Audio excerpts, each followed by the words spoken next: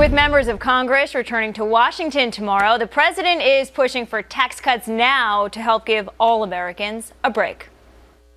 This is our once-in-a-generation opportunity to deliver real tax reform for everyday, hardworking Americans. And I am fully committed to working with Congress to get this job done. And I don't want to be disappointed by Congress. Do you understand me?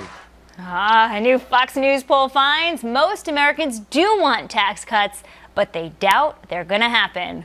So are tax cuts in the cards for this year? Are they in or are they out? With us now, Bold founder Carrie Sheffield and Democratic strategist Wendy Osefo. Good to see both of you ladies. It's the ladies' show today. You know, Carrie, I'll start with you. Do we get tax cuts in 2017? Oh, I hope so. And I got to give a shout out. He was in Springfield, Missouri, my hometown. Go Vikings. But this is what we need. He was in the heartland because that's where the heartland has been hurt. We've had jobs fleeing the country. We have money locked overseas. We need to get that money back. We're going to do that through tax cuts. I'm so disappointed by what's happening with Mitch McConnell. He needs to get the Viagra of politics. He's got to get more energy. He's got to get this bill passed. It's possible. And the other thing is, I know the Democrats are going on Capitol Hill. President Trump should twist some arms because he's got leverage. I mean, he won at least, I think, 8 or 9 states of senators who are up for re-election who are Democrats, and they're vulnerable. Yeah, well, you know what? It seems to me, Wendy, that he really put the onus on Congress, and he kind of covered himself. He basically said, okay, Congress, it's up to you. So if they do get tax reform done this year, early next year, he can pat himself on the back. But if they don't, he can point the finger and blame somebody. Absolutely. Did he give himself cover?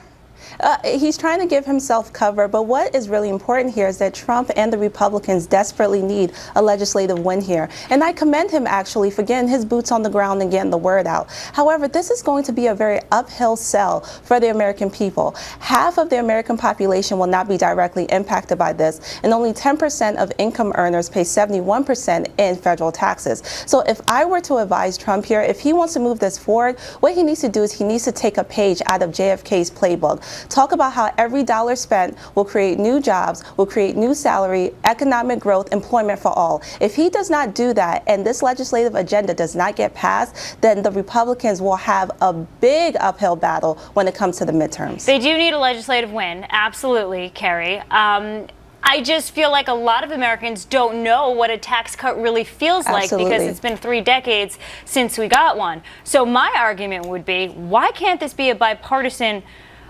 issue and we can get a deal done? Well, and that's exactly what Ronald Reagan did. He worked with a Democratic Congress to pass tax reform in 1986. So it is so possible. I think that, I mean, the Republicans have to get their stuff together. I mean, Republicans own both, they run both houses of Congress. I don't understand why this is not possible, but it is true. There are vulnerable Democrats who they need a win themselves if they want to preserve their seats. So I hope that the president will put some leverage on the Democrats and say, you know what, we need this for everyone. The president is certainly pitching and trying to sell the plan right now. We do give him credit for that. But in the backdrop and maybe the forefront, you do have Hurricane Harvey.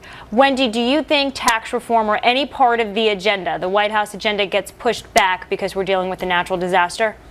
That could be a possibility, and it will actually be a missed opportunity for the Republicans because right now the markets are ripe. Wall Street is looking great for this tax reform to happen, and this is the time to do it. And again, this is not something we want to do going into the midterms. They have to pass this, but again, lives have been lost. Harvey has completely devastated the Texas Gulf Coast, and if that's something that seems as though it's a priority, then I have to tip my hat to that because we have to make sure that our fellow Americans in the Gulf Coast are okay. And if the legislative agenda when it comes to tax reform has to be put on the back burner, I think that Harvey is okay to take over that. I think you should do both because if you want to rebuild Houston, if you want to have just businesses coming back to life, springing back up, the best way to do that is through tax reform. All right, ladies, thank you so much for your time today. Thanks. All right. Well, Harvey.